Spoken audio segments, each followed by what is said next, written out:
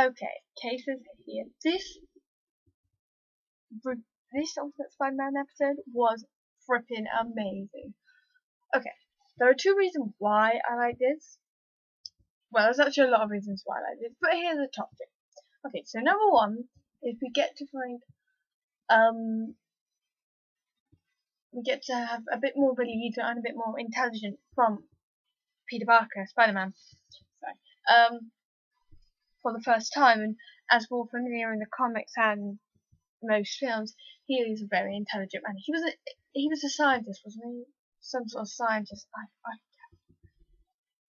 So he's a little bit of a genius. But I think he's doing really well as a leader and being smarter, so it kind of proves. Okay, the second reason I liked about it is that, including Spider-Man as well, they all learn a valuable lesson in their fighting ways. Like with Iron Fist, we especially got a big chunk to not wait to find your opponent's weakness. Basically, just strike and go with your instincts. Sorry. Yeah. So that's another thing. Those are two top things I think I really liked about this episode. And this episode was funny a bit. It was nice to see Thor again.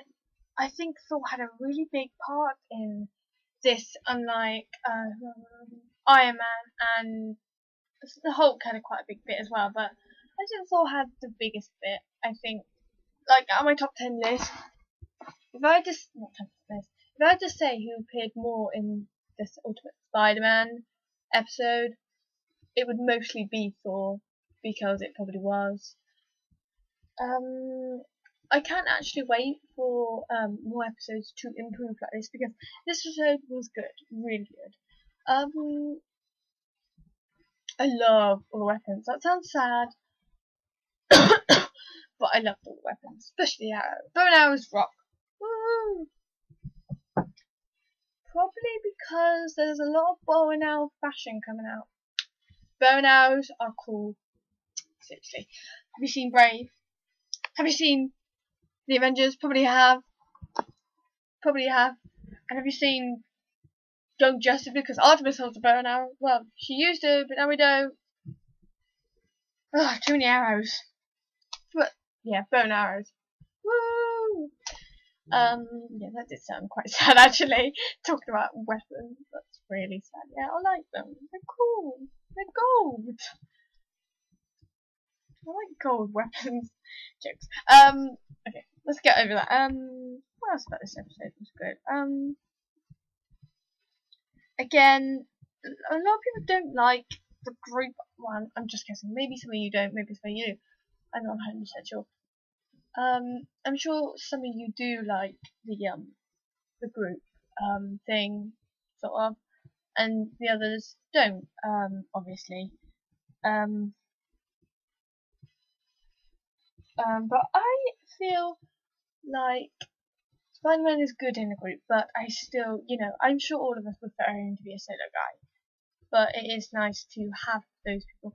And to be fair, he's not always with them. Sometimes he is, sometimes he isn't. And I think I did complain in my last review that they were just peeping up. So yeah, here and now. And I was just, we don't want him to always be a solo guy. I mean, in my opinion, I like him as a solo guy. Yes, he's great, and other things. It's just part of him. He was a solo guy, and he's never really, But I like him as a leader in this group, because he is the most important character, so he should be the leader of the group. What else? And what else was it? And I really do like the group. They're a great bunch of characters.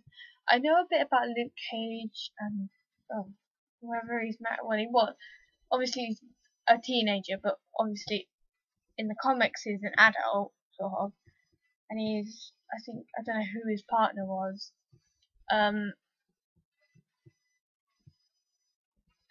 They had a child. They were both superheroes who had a child together, so that was nice. far as I can remember. I can't remember who it was. Anyway, off the comics a little bit. I do love all the characters in this, and I do like a group because sometimes the solo thing doesn't always work in my opinion, because you've got to have all these like with Batman. Before he had a Robin, of course, he was quite a solo, quiet guy, even in shows. But you had to make him talk at some point. Of course, it would make it to make sense. The character has to talk. That's why you have these characters brought in. But I just like having this team, because you can kind of. It's also something new for Spider-Man to deal with.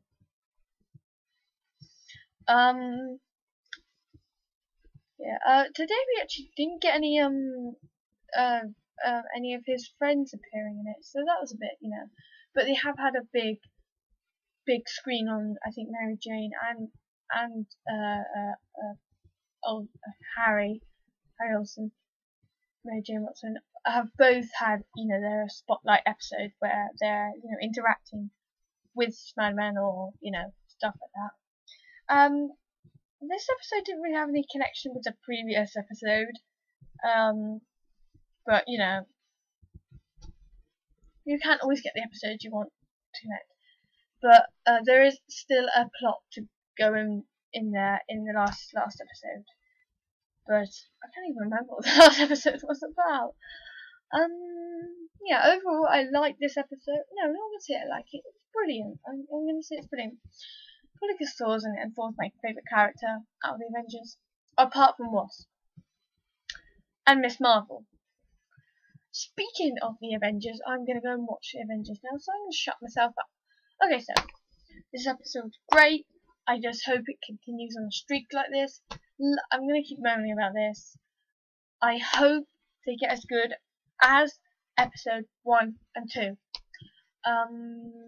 Yeah, and I forgot what I was going to say. Oh, I'm going to link down my channel as per usual, so you can check out, my Twitter, my old channel, and my friend's one of my friends DeviantArt, and my friend's YouTube channel Jess.